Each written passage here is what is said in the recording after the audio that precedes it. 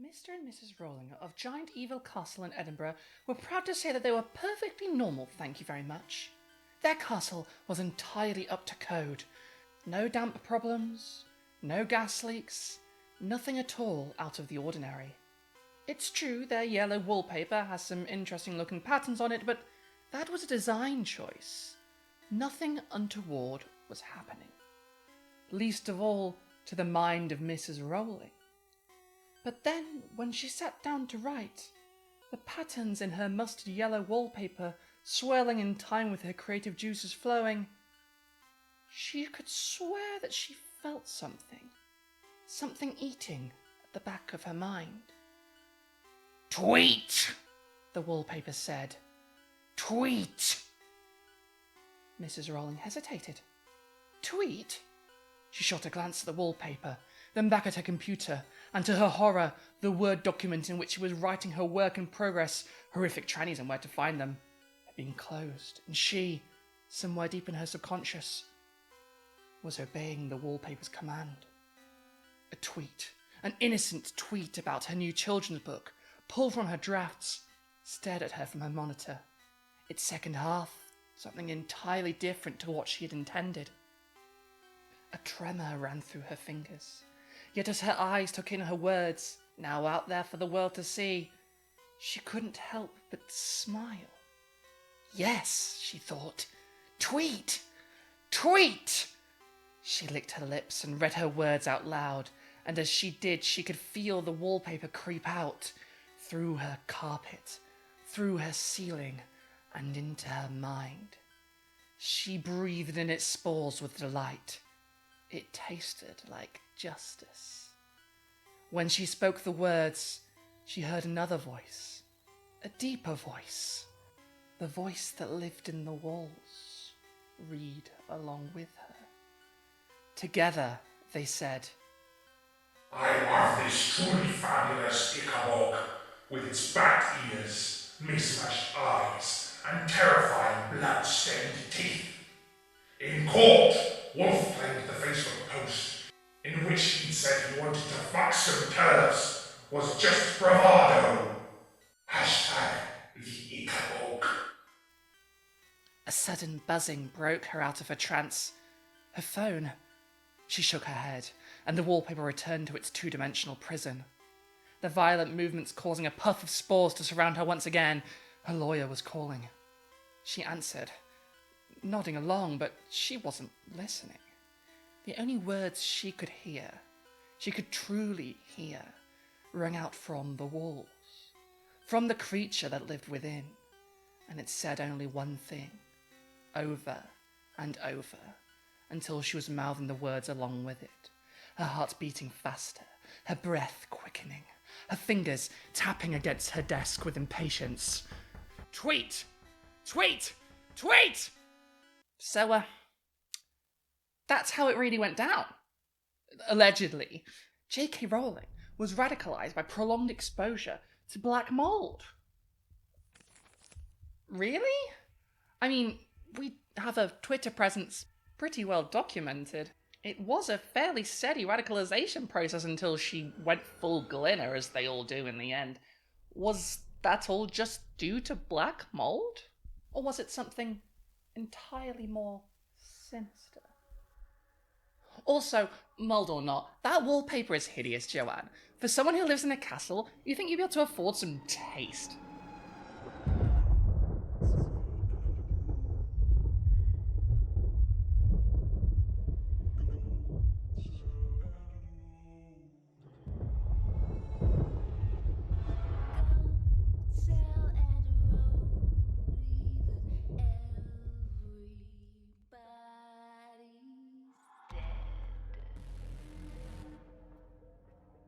Good morning, messieurs, mademoiselles, and non-binary fungal bodies. I'm Bridget Empire, science and culture correspondent for the only newspaper investigating the longest-running enemy of the British people. No, not the Germans, not the French either. That's right, it's damp. And its twin brother, mold. That's right, I'm with the Daily Telegraph, and we've got your number, mold. You think you can sneak into our homes and give us breathing difficulties just because we live in a country that's wetter than Poseidon's anus? Well, your time is almost up. Not in the least because, from what I've heard, the internet has been saying you've gone from physical and occasionally mental fuckery to causing mass bullying of minority groups and hate crimes. It's not going to be long now. You're nicked, sunshine. But first, Mr. Mold, if that is your real name, for my audience here, I'm going to have to identify you, list your crimes, and then detail how, well, if, you actually had anything to do with Joanne Cowling Rowling becoming the world's leading ambassador for transphobia. And if you're guilty, I'm calling the Algerian Olympic Committee and getting you implicated in Iman Khalif's lawsuit against the Wizard Woman. And if you're not, well, then what actually happened? And does it send the wrong message to be downplaying the very real radicalization of the world's boomers by the internet? Even if the memes are on point? In fact, let me just step into J.K. Rowling's house right now and ask for comment herself. Joanne?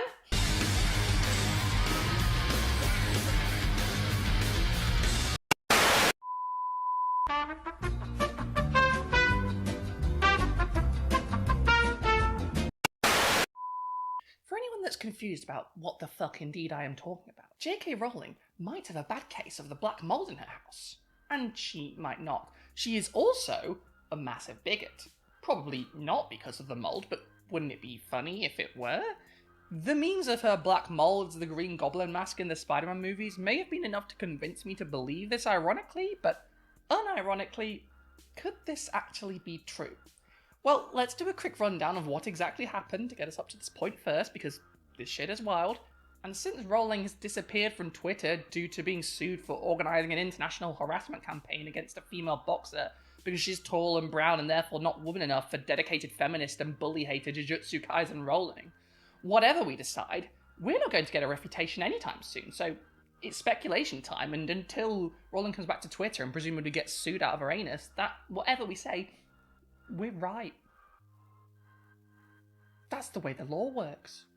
Mold or not, on July 30th, 2024, after presumably some prolonged squinting at J.K. Rowling's Twitter profile picture, at Mushy Crouton wrote, "Sorry, but is that black mold growing up the walls of her house? Is that why she's the way she is?" And if you look at this profile picture, the one that Mushy Crouton here is talking about, great name by the way, it does indeed look like Jotaro Kujo Rowling's walls are teeming with mold. Now, the picture is blurry, and it does look like Jojo here put a filter or two over it. But it does look alarmingly like mold in this picture. And given that she lives in a pretty old building in Scotland, there's an extremely high likelihood that she has mold somewhere. Though you would hope not in proximity of the place where she spends most of her days. Now, the Daily Dot, as well as many people on the Musky and Hell site that is for some reason now known as X.com, have pointed out that while the pattern on her wallpaper does indeed look like black mold growth in this picture, from other pictures and from videos of the room, it appears it could also just be an unusual wallpaper pattern. Look, for example, at how the wall looks in the infamous video where Rowling was prank called by people claiming to be Ukrainian President Volodymyr Zelensky. I want to clarify where you are sending the money that Lumos has collected. The fact is that we are really like modern weapons. We want to buy a lot of weapons and missiles with your money to destroy Russian troops. I hope you're all of for it. I think that, well, we'll look after the kids, but I really want Ukraine to have all the arms it needs. And we will deal with refugees and children after the Russians leave our land. You must understand that the weapons are more important now, but we cannot advertise it. I can say in the press that the money was spent on children, and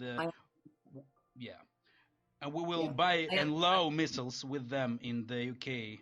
So let's do that. Okay.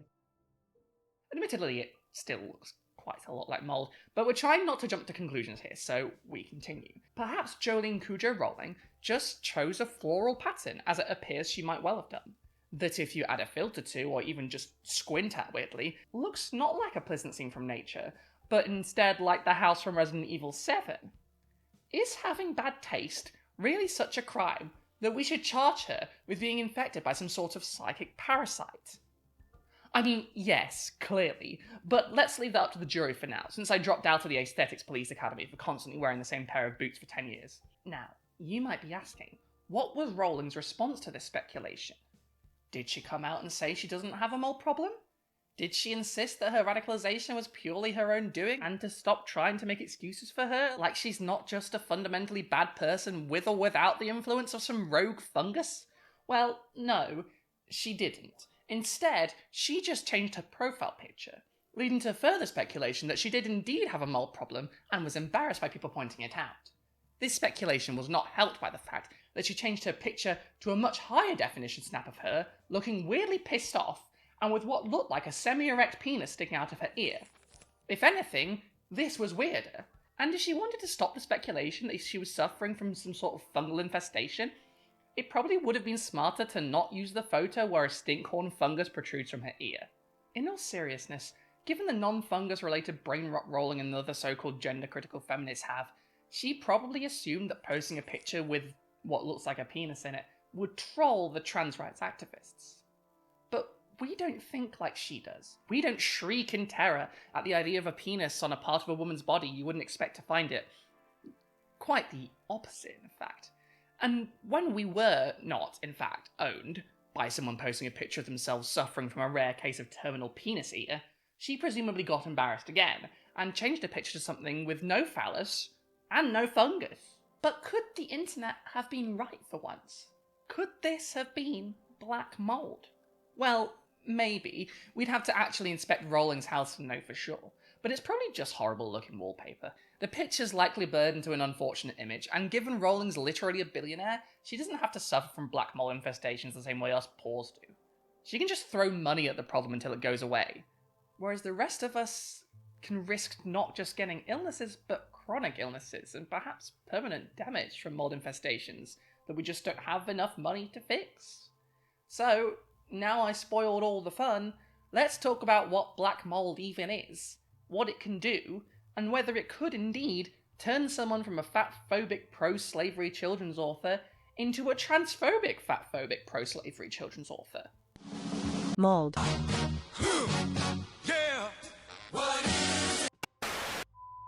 So, first of all, there are a bunch of different types of molds. So when people are talking about black mold, specifically black mold making you sick or fucking with your brain, allegedly, we'll get to that, they're talking about toxic black mold, whose Latin name is impossible to pronounce, and so of course, I'm going to try and pronounce it right now, for your amusement. Stachybotrys chatarum. That was weirdly close in the first time. I think that was my first take. I'm just going to leave that in. Simple Google search will tell you that certain people have allergies or sensitivities to mold, like even outside the ones known for causing harm. So for all we know, Rowling could have been one of those people, but from what I can find, a mold allergy, even a bad one, wouldn't cause radicalization. So let's rule that out for now. There's always the chance some study will come out saying this, but it's not looking likely, is it?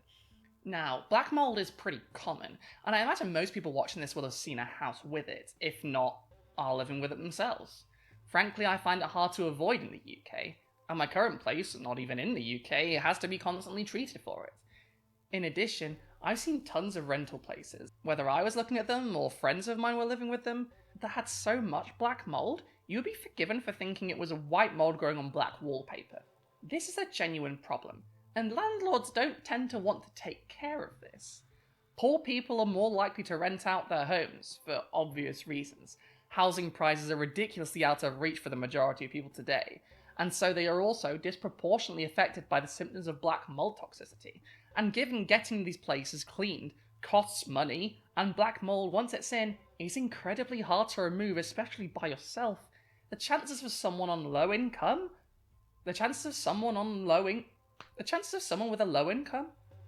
Why am I saying low income like that? Like come? Low income. That is not good phrasing. The chance of someone on low income, already paying out of their ears for rent, utilities and groceries, not to mention all the other costs, or if they have children, having all the costs of having childcare, being able to spend the amount they need to get their house completely mold-free, and have the connections or have the money to live somewhere else for a few days while they do so, even if their landlord allows this, which they probably won't, well, the chances aren't good. An article in Good Housekeeping in 2022, what a citation, puts the cost of professional mold removal at $2,000 on average. And unless you catch it early, you're going to have a really hard time doing it yourself, even if you have the time that most people in full-time jobs don't to rid yourself of a potentially hazardous infestation. For our purposes, it might be interesting to point out that mold can grow on paper, and can also be found hidden behind wallpaper. And if you tried to fix the problem, say by ripping out your wallpaper, you could release a boatload of spores. And that would only make the problem worse.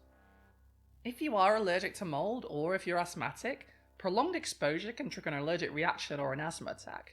And if you're immunocompromised, exposure to black mold can result in lung infections. In addition, prolonged exposure can, in certain cases, even prove fatal.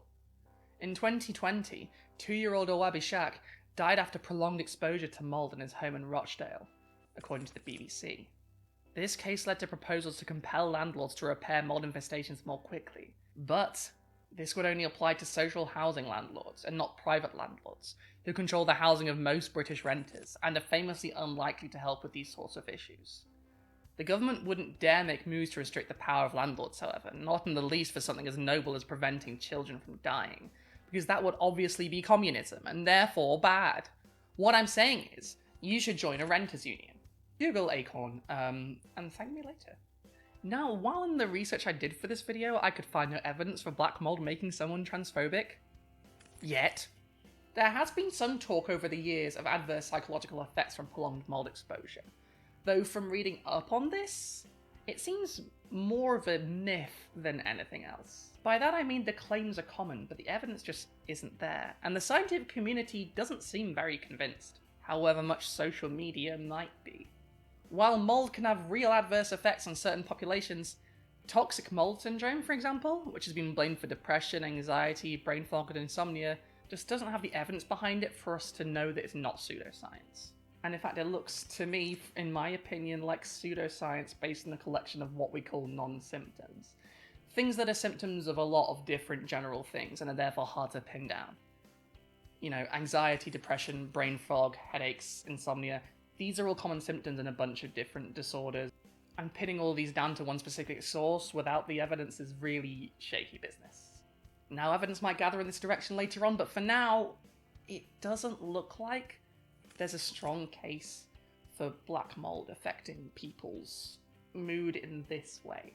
And if we think about the kind of populations that are likely to have black mold problems, say poor people, people with horrible landlords that refuse to fix their problems, there are also other things that could be causing depression, anxiety, brain fog, and insomnia. So despite toxic mold syndrome being part of the Twitter discourse, even if it's not named specifically, and despite it being covered as a real problem in places such as Psychology Today, its scientific backing seems not up to my standards, let's just say that. Psychological symptoms aside, however, the damage black mold can do to the vulnerable is very real. The BBC puts the black mold problem in pretty stark terms, stating that NHS England spends astonishingly £1.4 billion every year on treating illnesses associated with living in cold and damp housing. Whether these are asthma attacks, allergies, or fatal cases. Awab, the child who died from these conditions, was brought into the hospital short of breath, and 3 days later died of respiratory and cardiac arrest. He was 2 years old. The landlord responsible for this told Awab's father and his wife to paint over it 3 years earlier. Awab's father took this matter to the legal system in the years since, desperately trying to sort this out before it became a problem. But before the case could be settled, before it could be taken to court, this happened. His child. The worst possible outcome. This is how black mold kills you. And this is how capitalism kills you too. This is how a system that is structured to crush the poor and funnel money to the rich keeps itself alive, on the backs of the vulnerable. Rowling could have this problem repaired in a flash, but black mold is a real danger, and one that could easily be solved if the government, or even just a billionaire like Rowling, gave a shit about protecting those in need. Instead, the government would rather pander to Rowling herself, banning medicine for trans people, keeping personal friends of hers in their job even as they participate in a smear campaign against an Olympic athlete, even joining in the smear campaign themselves as Lisa Nandy did. It was a very uncomfortable watch. It was an incredibly short watch, but incredibly uncomfortable to see. And I know from being here in Paris that there are a lot of women competitors who are very concerned, not just about whether we're getting the balance right between inclusion, fairness and safety in boxing, but in other sports as well.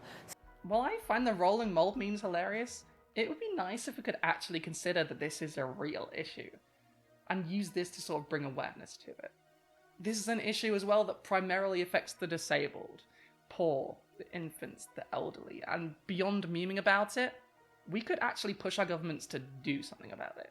And we should tackle this from an ableist angle as well, right? It should be noted that people who suffer from black mold poisoning, while they do get sick, they don't lead an exterminationist campaign against marginalised people. Like, fascism isn't a symptom of fungal infections. Fascism isn't a symptom of the immunocompromised. Most people with chronic conditions don't become fascists. Real radicalization is more insidious.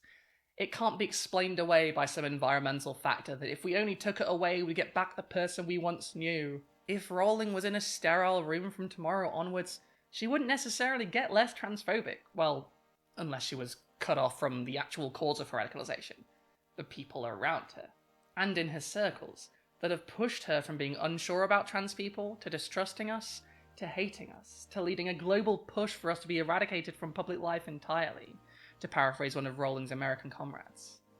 It's comforting to make jokes about, say, John Fetterman only becoming Netanyahu's greatest cheerleader because of his stroke, because it helps us separate the person we thought we knew before the person they, over time, revealed themselves to be. It's a lot more comforting to believe that you were justified in looking up to someone, or even just having a certain opinion of them, only for them to change later, than to accept that someone who you idolised, or even just had a decent opinion of, when the cameras were off, was a hateful reactionary villain, who would rather see a group of people who deserve life, dignity and safety, just like everyone else, dead than happy. For J.K. Rowling, however much her wallpaper might be ugly, or possibly her castle infected with mold, it's probably not the cause of her transphobic turn. If instead of being transphobic she'd become, I don't know, sniffly, or her asthma had been exacerbated, then maybe. But no mold infection can do to her what hugboxing by fascists and surrounding herself exclusively with penis-obsessed hate-mongers has done. Black mold is a killer, but in terms of what's happened to J.K. Rowling, it's not a factor. For her, the real rot comes from the cult she's dedicated her post-Harry Potter life to. The constant fear-mongering, the late-night tweeting about how trans people are all evil perverts, the circles surrounding her that agree with every word she's saying and encourage her to go further. The real rot is in her brain, yes, but it's not the fault of fungi, but of our fellow human beings and their influence. And like any infestation, it's very difficult to remove once it's taken root. Thanks for watching.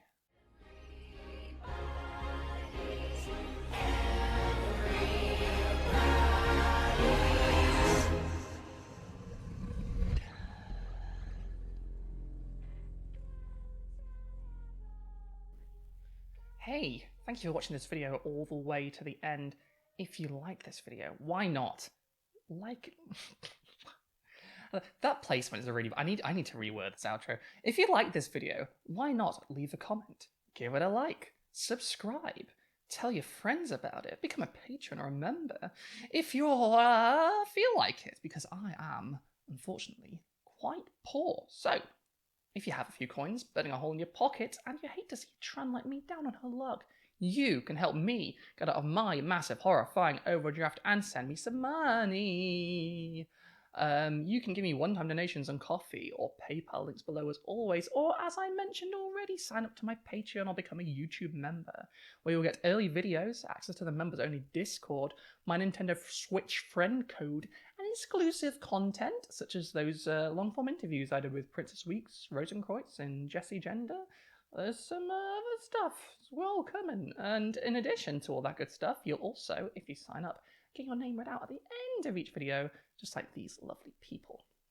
Based Finger, Enter Kurzitz, Janelle, Mira D, Jade Senior, Boa Ear, James W, Marva Endor, Tamsin, Bob the Builder, 5445554, Isha, Nadine Della, Deborah Laboon, Vegish, Zilla Zathene, Vince Whitaker, Amelia Unchained, Sarah Rudston, Jason Haig, Frank McManus, Susan Foster, Helena Reel, Sierra Whiskey, Arestria, Ali Catgirl, John N., Scully, Jan, Lloyd Luciente, Jason Cribbett, Shield of Aiden, Robin Podolsky, Turtle Choom, Casual Observer, Manta Ray, Courtney Burmack, Sleepy Slug, Philippa Tabrogga, Soma Piglet, Brain Douche, Artie Wolf, Greg Noble, Deanna McMillan, Caroline Regalado, Alexandra Lilly, Howard Lott, Nerania Scarjan, and Joey Cobalt. My friends, thank you so much. Have a lovely time. That's a fucking weird thing to say about a video about black mold. Clean your upholstery. I should check what upholstery means.